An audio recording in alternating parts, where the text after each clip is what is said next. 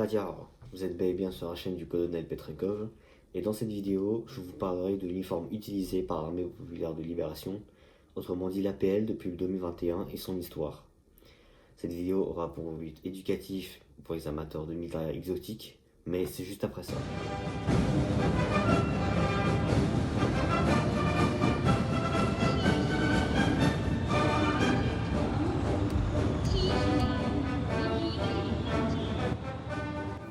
L'armée populaire de libération, sous le nom chinois de Zhongguo soit littéralement l'armée de libération du peuple chinois, fut fondée sous le nom d'armée rouge chinoise par le Parti communiste chinois le 1er août 1927, au tout début de la guerre civile qui l'opposa au Kuomintang. Durant la seconde guerre sino-japonaise, les troupes communistes furent essentiellement soutenues par l'Union soviétique et le Komintern.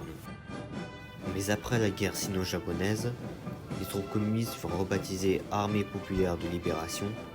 C'est depuis le nom officiel de l'Armée nationale de la République populaire de Chine, avec plus de 2 millions de soldats actifs. L'APL est depuis la disparition de l'armée soviétique la plus grande du monde en termes d'effectifs. L'APL est composée depuis le 1er janvier 2016 de 5 services: l'armée de terre, la marine, les forces aériennes, les forces de fusée, les forces de soutien stratégique et la police armée du peuple. Dès les premières années de son existence, l'APL a été impliquée dans différents conflits, comme au Tibet, en Corée, au Vietnam, dans la région de l'Axe-Chine et un conflit frontalier avec l'URSS en 1969.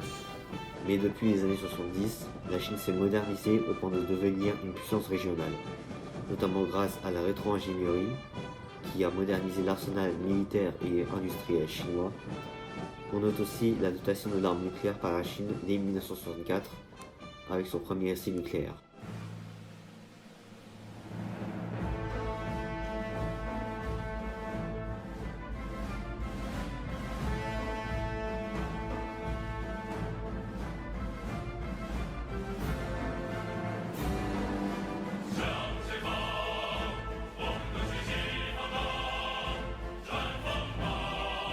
Ce qui est intéressant à noter, c'est qu'au début, pendant la Seconde Guerre mondiale, l'armée chinoise s'était dotée de plusieurs types d'uniformes et d'équipements.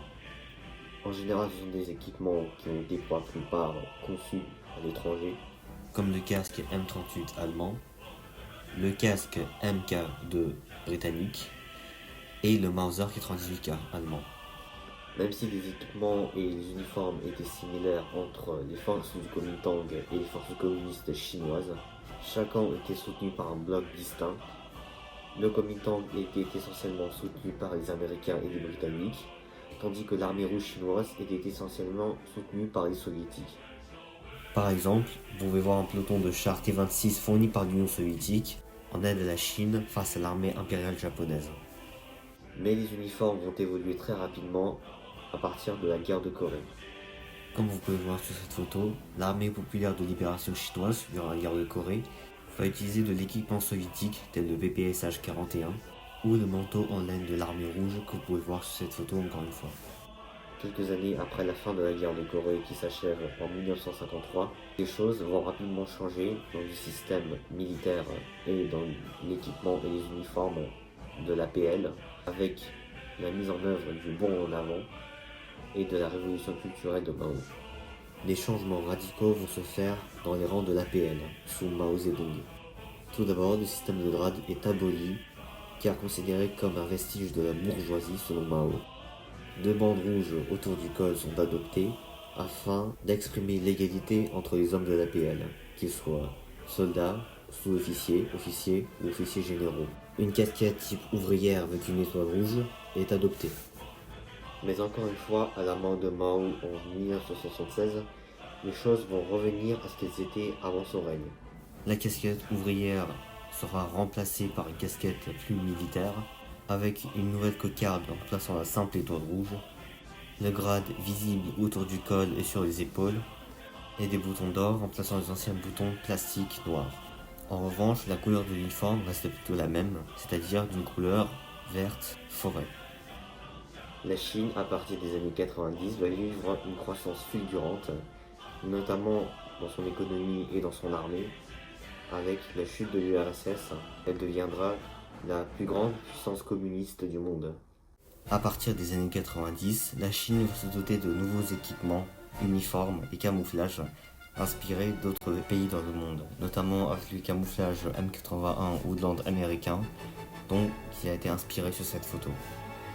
Nous pouvons distinguer quelques améliorations, notamment un patch sur le bras, un casque balistique avec une cocarde imprimée au milieu, et l'adoption d'un fusil automatique chinois QBZ-95 de chez Norinco.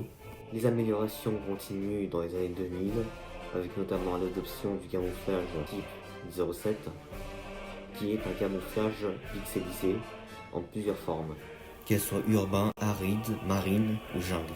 Tout dépend du corps d'armée où le soldat sert. La dernière amélioration s'est faite en 2021, au cours duquel l'Armée populaire de libération a adopté un nouveau type de camouflage pixelisé nommé ciel étoilé. Encore une fois, plusieurs types de camouflage sont présents.